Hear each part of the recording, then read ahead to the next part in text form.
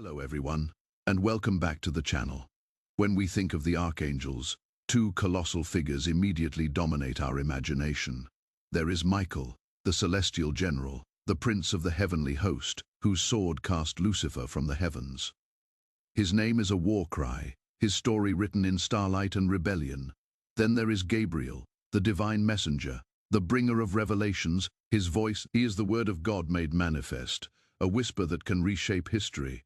Michael is the sword, Gabriel is the word, but in the holy trinity of archangels known to the masses, there is a third name, one spoken with a certain quiet reverence, yet whose story remains shrouded in mystery: Raphael. Who is he? Really, most know him by a single title, the healer, a divine physician, a celestial. It's like calling the ocean wet. It's a description that misses the terrifying, awe-inspiring depth of the truth. The story of Raphael is not one of simply mending broken bones and curing fevers. His is the story of a cosmic secret agent, a divine operative on an eternal clandestine mission. He is the restorer of a wounded universe, the jailer of ancient evils, and his true work his greatest triumphs were never recorded in the grand chronicles of celestial wars, because his battlefield was not the heavens, but the broken hearts and tormented souls of humanity. Today, we pull back the veil on the forgotten archangel. This is the story of his untold mission on earth, a mission to heal a wound far older than mankind itself. In the primordial dawn, before time was measured, before the earth, the rebellion of Lucifer, the morning star, was not a simple coup. It was a metaphysical cataclysm. When Michael's legions cast the rebels into the abyss, their fall was not clean. It was a tearing, a violent rupture in the fabric of existence. This event left behind more than just the realm of hell. It left a scar upon creation itself, a cosmic. This wound was not a physical place, but a spiritual poison, a slow bleeding source of despair, decay, and corruption that began to seep into the very essence of God's new design. It was the genesis of all that would later plague the world: disease that wasted the body, madness that fractured the mind, and despair that crushed the soul. It was a subtle, pervasive darkness, an echo of He saw that the universe, his perfect symphony, now contained a discordant note, a seed of chaos. And so, as a direct answer to this cosmic injury, another being was brought into existence. Not a warrior forged for battle, nor a messenger crafted for decrees. This was Raphael. His name itself is a declaration of his purpose. Raphael, in Hebrew meaning God, has healed. He was and is the living remedy of God, his very essence a divine antidote to the poison of the fall. His mission was assigned in the silent councils of heaven to walk the pathways of creation, both seen and unseen, and to find the manifestations of this cosmic wound, and to heal them, to restore balance, not through overwhelming force, but through guidance, wisdom, and the application of divine medicine. His first and most documented mission serves as the perfect blueprint for his entire secret career. It's a story found not in the mainstream canon for many, but in the ancient Book of Tobit. And it begins, as Raphael's work often does, with a good man's life falling into inexplicable ruin. Our story opens in Nineveh with a devout and righteous man named Tobit. He was a pillar of his community. He fed the hungry, clothed the naked, and secretly buried the dead of his people who had been slain and left to rot in the streets by the tyrannical king. He was, by all accounts, a man who should have been showered with blessings. Instead, his life became a testament to suffering. One evening, exhausted from his pious and dangerous work, he fell asleep in his courtyard. As he slept, sparrows nesting above him dropped their weight. In a moment of bizarre, almost cruel happenstance, the most righteous of men was struck blind. His world plunged into darkness. For years he prayed, he begged God for an explanation, for relief. But none came. His blindness was a physical manifestation of a deeper spiritual crisis. It was a small, personal fissure, but one that emanated from the same great cosmic wound. "O Lord," he prayed, "take my life from me, for it is better for me to die than to live." At the very same moment, hundreds of miles away in the city of Ecbatana, a young woman named Sarah was on her knees, uttering a nearly identical prayer. Sarah was beautiful and virtuous, the daughter of a good family. But her life was a living nightmare. She had been married 7 times, and on each wedding night, before the marriage could be consummated, a jealous and malevolent demon named Asmodeus would emerge from the shadows and murder her husband. Asmodeus was not some minor imp. He was a powerful prince of hell, a demon of lust and wrath, a direct agent of that ancient corruption. His goal was to defile the sacred institution of marriage. Sarah was his chosen victim, his instrument for spreading misery. The townspeople whispered that she was cursed. Her own maid mocked her, accusing her of killing her own husbands. Crushed by shame and a sorrow so profound it felt like a physical weight, she went to her room, intending to hang herself. She wanted to die, to escape the torment. "Blessed are you, O Lord my God," she wept. "Command that I be released from the earth." In that precise moment, the prayers of the blind old man and the tormented young woman, 2 souls separated by distance, but united in agony, ascended to the throne of God. And the answer to both their prayers was set in motion. That answer was Raphael, back in Tobit, believing his death was near, remembered a large sum of money he had left in trust with a man in a distant land called Media. He called for his son. He didn't know the way, and the roads were filled with bandits and wild animals. "How can I get the money?" he asked his father, "since I do not know the man." Tobit advised him to find a reliable guide, a kinsman who could accompany him on the long road. Tobias went out into the streets, searching, and there, as if by chance, he found a handsome and capable-looking young man standing ready. Tobias had no idea he was standing before one of the 7 holy angels who present the prayers of the saints and enter into the presence of the glory of the Holy One. "Do you know the way to Media?" Tobias asked. The stranger replied with calm confidence, "Yes, I know the way well.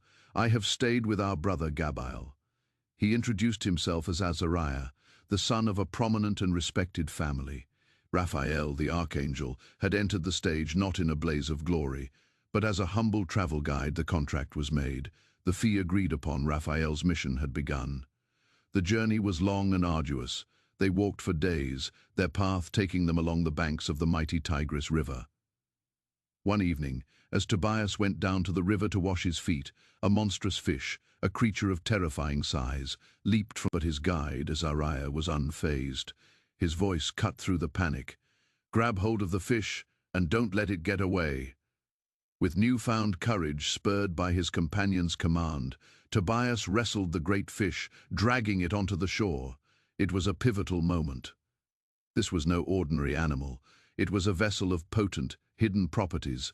Raphael, the divine physician, cut the fish open, Azariah instructed, and take out its gall, heart, and liver. "Keep them with you, for they are useful as medicine."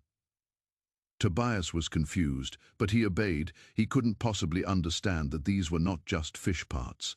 They were the prescribed antidote for the specific poisons afflicting his family and future wife. The heart and liver held the power to repel the darkest of demons, and Raphael was not just guiding Tobias to his destination. He was arming him for the spiritual battles that lay ahead. He was teaching him that the world God created contained its own remedies, if one only had the wisdom to see them. As they continued their journey, Raphael began to speak of a kinsman who lived in the city of Ecbatana, a good man named Raguel, who had a beautiful, virtuous daughter named Sarah. "You must ask for her hand." The moment Tobias heard the name Sarah, a shadow of fear crossed his face. He had heard the stories, the dark whispers that followed her like a shroud. "I have heard," he said, his voice trembling, "that she has been given to 7 husbands, and that they all died in the bridal chamber on the night they went into her.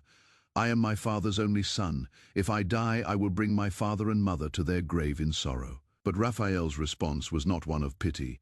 It was a call to courage rooted in divine knowledge. He looked at the young man and revealed the first part of his plan. "Do not be afraid," Azariah said calmly. "Listen to me, that demon has power only over those who enter into marriage with lust, excluding God from their minds and hearts. But when you enter the bridal chamber, you will take the heart and liver of the fish and place them on the He was giving Tobias not a weapon of steel, but a ritual of purification. He was teaching him that the fight against this particular darkness was not about strength, but about piety and the use of sacred tools. He was preparing him for a spiritual exorcism. Emboldened by his guide's confidence, Tobias agreed. When they arrived in Ecbatana and met Sarah's parents, they were welcomed warmly. Her father, Raphael, was filled with both hope and dread. He liked Tobias, but he knew the terrible fate of the previous 7 grooms. He confessed the truth to Tobias, his voice heavy with grief. "My child, eat and drink and be merry tonight, for no one has a better right to marry my daughter Sarah than you."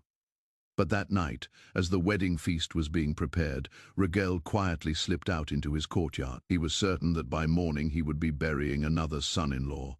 The suspense was almost unbearable. Inside the house the feast ended, and the time came for Tobias and Sarah to be led to the bridal chamber. The room was filled with a palpable sense of dread. For Sarah, this room was a place of trauma and death. For Tobias, it was the ultimate test of his faith. As they entered, Tobias remembered Azariah's words. He placed them on the hot incense embers as he had been taught. A strange, acrid smoke began to fill the room, carrying a scent that was not of this world. And in the unseen realm, the demon Asmodeus recoiled. This was not the scent of lust and fear he thrived upon. This was the scent of divine power, a remedy crafted by God and delivered by his Archangel. It was anathema to him. The smoke choked him, burned him. With a final, silent shriek of ethereal rage, the demon fled the room, fled the city, and did not stop until he reached the desolate wastes of Upper Egypt. And there, waiting for him, was Raphael. In an instant, the Archangel shed his human disguise, revealing his true, glorious form. He seized the demon prince, and with the authority granted to him by God, he bound Asmodeus, the tormentor of souls. The murderer of 7 men was now a prisoner, his power broken. Raphael's role was not just healing, it was enforcement. He was the warden who ensured that once a darkness was cast out, it could not return. Back in the bridal chamber, the air cleared, the oppressive presence was gone. Tobias and Sarah, alone and unharmed, knelt and prayed together. The next morning, Raphael sent a servant to the grave, telling her to check if Tobias was dead so they could bury him in secret. The servant peeked into the bridal chamber and saw the young couple sleeping peacefully side by side. She ran back to her master, overjoyed. Raphael, weeping with relief, praised God. He ordered his servants to fill in the grave before sunrise and prepared a great wedding feast that would last for 14. He had mended a broken lineage and sanctified a holy union. While the celebrations were underway, Raphael, still in his guise as Azariah, took it upon himself to complete the other half of his task. He journeyed to retrieve Tobit's money, returning with it just as the feast was ending. It was time to go home. The journey back to Nineveh was joyous. When they arrived, Tobias's mother, the blind, aging Tobit, stumbled out of his house, desperate to greet the son he thought he might never see again. This was the final act. Raphael turned to Tobias. "You know what to do," he said quietly. "Apply the medicine." Tobias understood. He took the fish's gall from his bag and, just as Azariah had instructed, he rubbed it on his father's eyes. He then gently peeled away. His sight was restored. He threw his arms around Tobias, weeping with a joy so pure it seemed to wash away all the years of suffering. "I see you, my son, the light of my eyes," he cried out. The healing was complete, both physical and spiritual. The family was whole, their fortune restored, their future secured. Tobit, overwhelmed with gratitude, offered to give half of all his wealth to the loyal God. "He cured my wife. He healed my blindness and he recovered my money. He deserves this reward." But Raphael's work was not for earthly payment. It was time for the great reveal. He called Tobit and Tobias aside into a private room. The atmosphere shifted. The humble travel guide seemed to grow in stature, an aura of otherworldly authority radiating from him. "Bless God and give him thanks," he began. "The secret of a king is best kept secret, but the works of God are to be revealed and proclaimed. It was I who brought your prayer before the Holy One. When you were burying the dead, I was with you. When you did not hesitate to get up and leave your dinner to go and bury the dead, I was sent to test your faith, and God sent me to heal you and your daughter-in-law Sarah." Tobit and Tobias fell to the ground, prostrate with fear and awe. I am Raphael, he declared, his form shimmering with celestial light. One of the 7 angels who stand in the glorious presence of the Lord and are always ready to enter his presence. Do not be afraid. Peace be with you. Bless God forever. And with those words he ascended, vanishing from their sight. They were left with the aftermath of a miracle, their lives forever changed by an angel who walked among them in disguise. He doesn't descend with trumpets and thunder. He arrives as the answer to a need, as a guide on the road. A wise companion, he doesn't perform the miracle himself. He teaches humanity how to participate in their own healing, using the tools God has already provided. But this was just one mission, a single documented case in the vast, unseen career of the cosmic physician. Where else has his hand been at? A place in Jerusalem surrounded by the sick, the blind, the lame, all waiting. Why were they waiting? Because, as the scripture says, an angel of the Lord went down at certain seasons into the pool and stirred up the water. Whoever then first, after the stirring of the water, stepped in was made well from whatever disease with which he was afflicted. The text never names this angel, but who else could it be? Who else has a man? We can almost picture him, a shimmering, unseen form, descending to touch the water, leaving behind a blessing, a temporary infusion of grace for the one with the most desperate faith to reach it first. It is a perfect echo of his methods, subtle, mysterious, and ultimately an act of pure healing. But Raphael's mission extends beyond just healing the sick. To see the full scope of his power, we must look into the ancient apocryphal Book of Enoch, a text that describes the angelic world in breathtaking detail. In Enoch, we learn of the Watchers, a group of angels who, long before Lucifer's fall, descended to earth, took human wives, and taught humanity forbidden arts, sorcery, the making of weapons, the art of seduction. The corruption they unleashed was immense, filling the earth with violence, injustice, and bloodshed. It was another gaping wound on the face of creation, and who was tasked with cleaning up this celestial mess? The book is explicit. The Lord said to Raphael, "Bind Azazel hand and foot, and cast him into the darkness, and make an opening in the desert which is in Dudale, and cast him therein, and place upon him rough and jagged." Here we see a different side of Raphael. This is not the gentle guide Azariah. This is Raphael the enforcer, the celestial warden. His task is to bind a fallen angel, one of the original sources of human corruption, and imprison him in the heart of the earth. The text continues with his greater purpose, "And heal the earth which the angels have corrupted, and proclaim the healing of the earth, that they may heal the plague, and that all heal the earth." It is his core directive. Whether it is binding a demon prince like Asmodeus, imprisoning a fallen watcher like Azazel, stirring the waters of Bethesda, or guiding a young man through a perilous journey, the mission is always the same: to restore, to mend, to purify.